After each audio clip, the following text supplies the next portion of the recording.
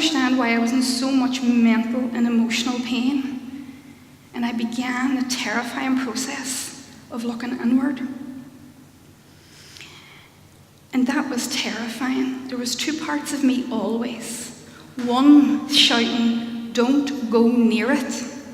Go find something happy to do." And the other that was whispering, "Come on, this is the way out." And that I followed. And what I came to see and understand in my process was this: that these thoughts that were ravishing my head and my body, these thoughts that were dark and depressive and whispered of no future, these thoughts were coming from this emotional wound, this core wound in my body. It wasn't the other way around. It wasn't that I was having these thoughts and having this feeling. It was the other way around. It was that this feeling, this wound, this core wound in my body was screaming and shouting and begging for me to have a look.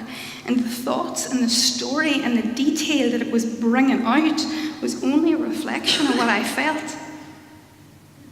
And that seemed really, really important. That I could see that it was coming from the wound, not the other way around. And I could also see that because I tried to change every thought, you know? I think we've all done this. You get a negative thought and you put a new spin on it and hope it goes away and it comes back in a different form, in a different fashion. And then I knew this was inside. This was a feeling inside me. And so once again, I was led to believe that if I used my body, I would find a way out. And so I went closer to this pain that was in my body that was ravishing me. And as I went closer to it, as I heard it and witnessed it, it was absolutely amazing, because what I could see, what I was witness to, was this pain, this emotional pain in my body had a home. It had a place, like right in the guts, right in my stomach. And it would be twisted, it had a shape, it had a colour, it was black, it was dense, it was heavy, it was awful. It had a special way that it moved, and it had a language, and the language was the thoughts and the stories about the nothingness of the world.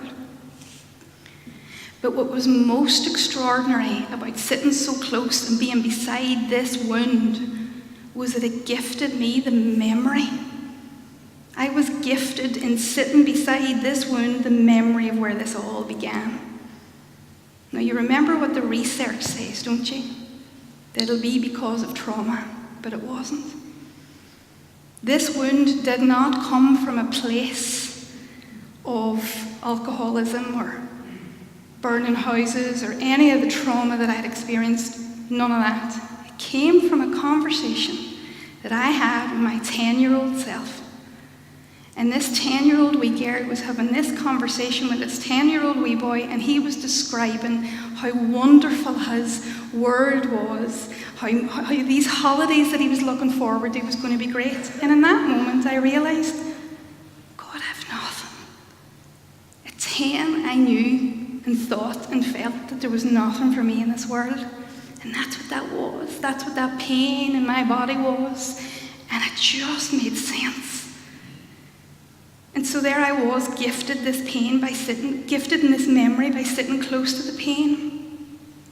And so it seems to me really important to understand that if we go searching for the big story, for the reason we feel and think the way we do, then we miss the opportunity to find the big emotion in our bodies. Because it's the big emotion in our bodies that lead the way out. It's the big emotions in our bodies that lead us to healing. And that's what happened for me. I began because I understood where the pain was. I understood the context. I understood its story. I began to take it apart, move it away. And guess what? See all of the difficult feelings and all the difficult behaviours and all the rubbish that was attached to it started to dissipate. I didn't need to run after the behaviour and heal that and heal the thought. And it just, once I started to heal this wound in my body, this core wound, everything else started to dissipate.